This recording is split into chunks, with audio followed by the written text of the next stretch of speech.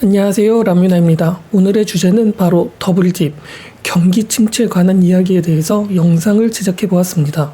지금 경제가 너무 좋아서 어쩌면 좋은 척을 하려고 우리나라 증시를 제외한 대부분의 증시가 신고점, 최고점을 계속 찍어나가고 있는 중입니다. 그렇기 때문에 누구는 지금 경기가 좋다고 생각을 할 수도, 착각을 할 수도 있고, 어쩌면 정말 경기가 좋아서 증시가 오르고 있는 것일 수도 있습니다. 하지만 이러한 상황, 변동성이 크고 시가총액 1위 엔비디아가 우리나라 돈으로 5천조를 돌파한 이 상황에서 엔비디아의 펀더멘탈은 좋아질 것으로만 예상이 되고 있는 이러한 상황, 하루에 시가총액 1위 기업의 변동성이 100조, 200조, 300조 이렇게 왔다 갔다 하는 이러한 상황이 좋게만 보이지는 않는 게 지금의 현 상황인 것 같습니다. 또한 앞으로 보이는 불확실성이 미래에 대한 불확실성보다 크다는 것은 장기 채권, 단기 채권의 역전이 되어 있는 것만 보아도 앞으로 일어날 불확실성이 더 크다는 것을 어쩌면 알려주고 있기도 합니다. 그렇게 지금은 경기가 정말 좋아서 오르는가? 생각을 해보면 전 세계 시장에서 채권 시장이 가장 큰데 그 채권 시장에서 단기 채권의 금리가 더 높다는 것은 불확실성이 단기적으로 더 강하다는 것이며 기축통화 달러의 가치가 계속 상승하고 금값도 비트코인도 계속 오르고 있는 것만 보면 안전자산의 비중도 올라가고 있는 것으로 보여지니 앞으로 대비할 필요성은 충분하게 있다고 보여지고 있기도 합니다. 이처럼 우리는 더블딥, 경기 침체라는 것도 한번 공부를 해볼 필요성이 있다는 것입니다. 그렇기 때문에 영상을 한번 끝까지 봐주셨으면 감사하겠습니다. 영상 시청하기 전 라뮤나 구독과 좋아요 꼭 부탁드리겠으며 바로 영상 시작해 보겠습니다. 여러분들은 더블딥이 무엇인지 아십니까? 들어보신 적 있을까요?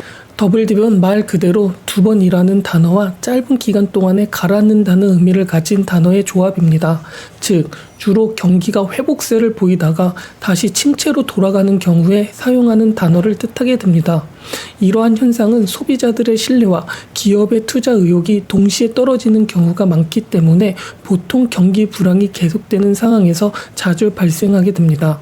다시 한번 더블딥이 무엇이냐 말을 하면 경기가 한번 침체를 겪다가 잠시 동안 회복을 한 후 다시 경제가 침체가 되는 현상을 말하는 것입니다.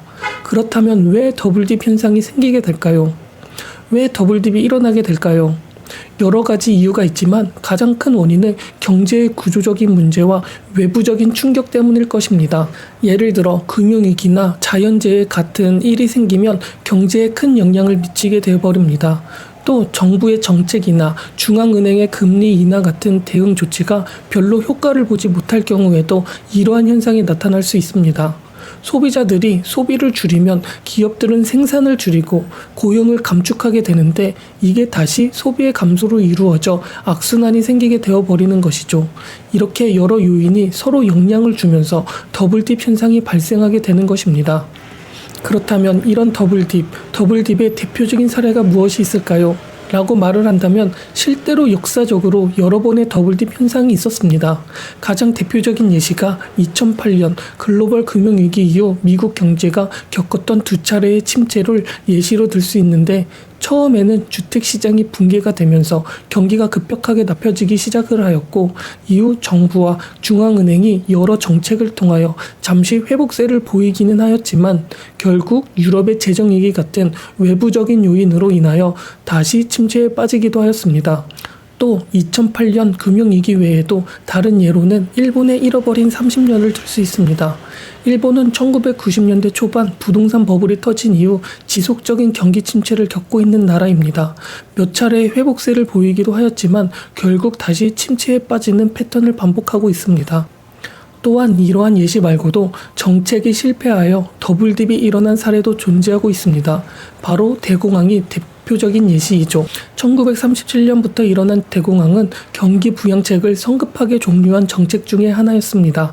1933년부터 1936년까지 미국은 정부 지출의 확대와 통화 공급 증대에 힘입어 연평균 9%의 활발한 경제 성장을 이루었고, 실업률도 25%에서 14%로 하락을 하였었습니다. 그렇게 경기 전체의 생산량이 대공황 발생 이전의 수준으로 회복하기도 하고 있었죠. 하지만 이러한 회복은 일시적인 현상에 지나지 않았고 1937년 회복세는 움츠러들기 시작하면서 경제는 다시 불황에 빠지기 시작하였습니다. 이 불황은 확정적인 금융 및 재정 정책에 힘입어 회복되던 경제의 정제 당국이 조급하게 금융 및 재정 정책을 긴축으로 전환하는 결과라고 지적되고 있으며, 경제가 회복이 되었으나 공황에 완전히 벗어나지 못한 취약한 상태였던 것을 정책 당국이 완전히 회복이 되었다고 오진을 해서 정책이 실패한 것으로 보여지고 있기도 하죠. 왜일까요? 미국의 중앙은행 연준은 1936부터 인플레이션을 우려하기 시작하였고 긴축을 해버린 것이었습니다. 또 다른 정책의 실패는 바로 1970년 인플레이션 감소 정책으로 인한 더블딥 사례가 있습니다. 이 사례는 정말 유명하기도 합니다. 1979년 가을 연준 총재로 임명이 된 폴 보커는 인플레이션을 감소시키는 디스인플레이션 정책을 최우선의 과제로 추진하면서 적극적인 긴축 금융 정책으로 인하여 금리는 11%에서 18% 수준으로 점진적으로 인상을 하기도 하였습니다.